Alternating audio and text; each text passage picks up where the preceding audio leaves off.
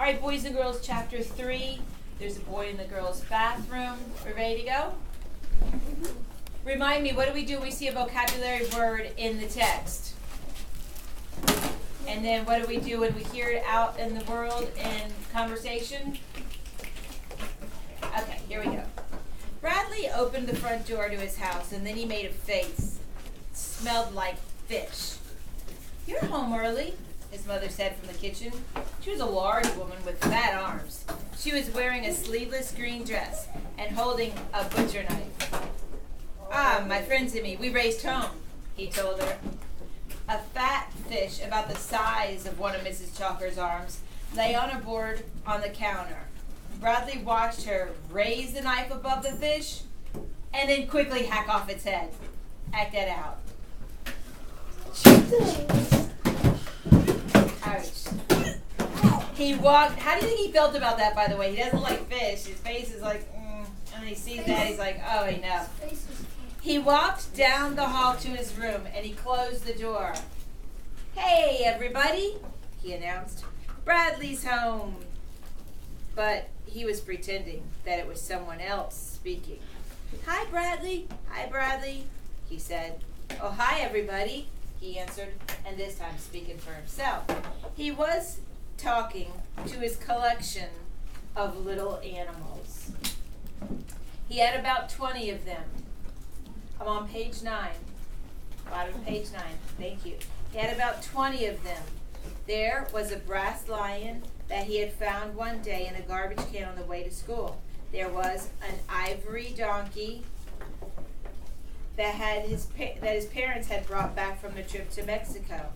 There were 2 owls that were once used as salt and pepper shakers, a glass unicorn with its horn broken, a family of cocker spaniels attached around the ashtray, a raccoon, a fox, an elephant, a kangaroo, and some were so chipped and broken you couldn't tell what they were.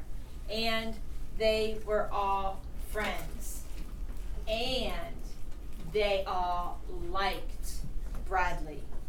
"Oh, where's Ronnie?" Bradley asked. "And Bartholomew?" "I don't know," said the fox. "They're always going off together," said the kangaroo. Bradley leaned across the bed and reached under his pillow. He pulled out Ronnie the rabbit and Bartholomew the bear. He knew they were under his pillowcase. That was where he had put them before he went to school. "What are you 2 doing back there?" he demanded. Ronnie giggled. She was a little red rabbit with tiny blue eyes glued to her face. One ear was broken. "Nothing, Bradley," she said. "I was just taking a walk." "All right, yeah, I had to go to the bathroom," said Bartholomew. He was a brown and white ceramic bear that had stood on his hind legs. His mouth was open, revealing beautifully made teeth and a red tongue. "They were making out," announced the Mexican donkey. "I saw them kissing."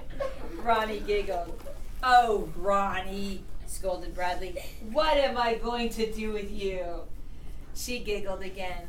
Bradley reached into his pocket and took out a handful of cut-up bits of paper. His language test. "Look, everybody, I brought you some food." He dropped the bits of paper on the bed and then scooped all the animals into it. "Not so fast. There's plenty for everybody." "Thank you, Bradley," said Ronnie. "It's delicious." "Yeah, it's real good," said Bartholomew. "Well, don't play with your food," the mother cocker spaniel told her 3 children.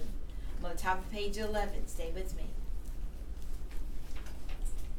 Can you join in with someone else if you don't have your book, honey? I don't know where it is. Okay, so you're going to join in with Isabella for me, please? Sure. Okay, I'm waiting. Thank you.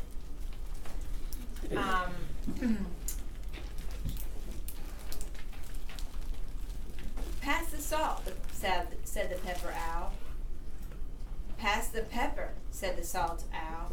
"Let's hear it for Bradley," called the lion, and they all cheered. "Yay, Bradley!" Ronnie finished eating and then hopped off by herself, singing doo-dee-doo-dee-doo-doo-doo. And then she said, I think I'll go swimming in the pond. The pond was a purple stain on Bradley's bedspread, where he had once spilled grape juice. Rani jumped into the water and suddenly she cried, "Help! I have a cramp!" "Well, you shouldn't have gone swimming right after eating," Bradley reminded her. "Help! I'm drowning!"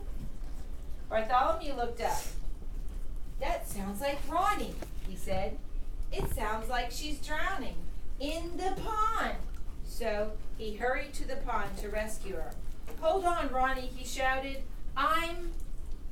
The door to Bradley's room swung open, and his sister, Claudia, barged in.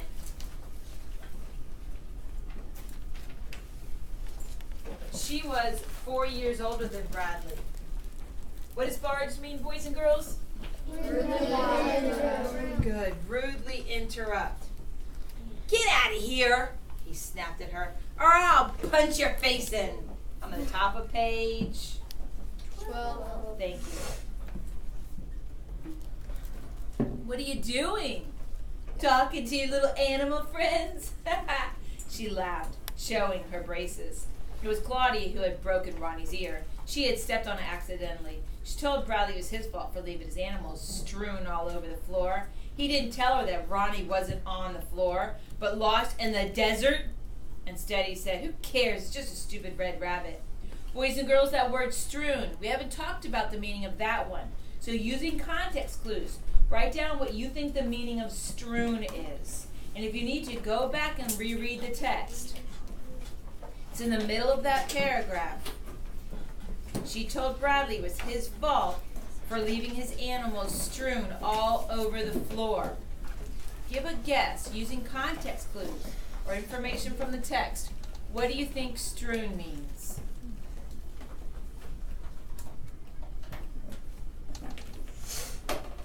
You can just write what you think it means. Just write a quick word or two. You don't need to write these in complete sentences. Awesome, awesome synonym for it right here. Wonderful. I'm seeing the same great word. I can see where you're going with that, but maybe be more specific. Left where? Left where? And if you need to write it in a couple of words, that's okay. That's good, Gordon. I like that. You're okay with that one. Is this better? Good, good, Addison. I'll look at just a second, Andrew. I've got 4 others to look at here. Very good. Good. And then an end in that word. End for round. Yes. So I'm saying thrown on the floor. Scattered is a fantastic synonym for strewn. Scattered. Left laying around. Now, when you think about thrown, are they like thrown like this, or just like kind of dropped all over the floor? Dropped, yeah. Yeah. So scattered, I think, is probably our best synonym. Let's go back and see if it works. She told Bradley it was his fault for leaving his animals scattered all over the floor. Yeah. That does make sense, doesn't it? So when we replace a word with a synonym, you always want to go back and plug it in and ask yourself, does it fit in that paragraph? "Mom wants you," said Claudia. "She told me to get you, and I'm still on page 12. I'm in the middle of page 12 now. What does she want?" "She wants to talk to you. Tell your animals you'll be right back." Oh. "I wasn't talking to them." "Oh, what were you doing then?" "I was arranging them. I was putting them in alphabetical order. It's a project for school. Call my teacher if you don't believe me." Claudia snickered. Although she always made fun of Bradley's animals, she really felt bad when she stepped on the rabbit. She knew it was Bradley's favorite, and she bought him the bear to make up for it. "What do I want a bear for?" he said when she gave it to him. Now, so far, what can you infer about Claudia? Blake. She's kind of like Bradley. Like she's good-hearted, but she has a weird way of expressing it. I love that. She's good-hearted, but an unusual way of expressing it. And that's typical, I think, for siblings with each other, right? Yeah. What do you think, Griffin? It's like a typical older sibling, but usually whenever they mess something up, appears and they get They'll try to make it better, right? So it's kind of like that tough exterior, but that sweet interior. Okay. Bradley went into the kitchen. The fish, now cut up and covered with onions, was frying on top of the stove. Everyone taking a big sniff. What are you smelling when you read that line? Fishy. What else besides fish? Onion. I remember as a kid I could not stand the smell of cooking onions. Now I love it. But as a kid it did not appeal to me whatsoever. It's like, oh, I don't even want to have dinner with the smell of all of those onions. But now blend the smell of onions with fish. Is it something you like? You want to stick around for that meal? Yeah. Now you want to maybe go have cheeseburger somewhere. McDonald's. What do you think, Eli? Like fresh cut onions are the worst because they're like They you make- don't know what's in them. Yeah. They make you tear up. Okay. How's everything at school? Asked his mother. Great. In fact, today I was elected class president. Your grades all right? Yeah. Mrs. Ebel handed back the language test and I got another A. In fact, I got an A+. May I see it? Mrs. Ebel hung it on the wall next to my other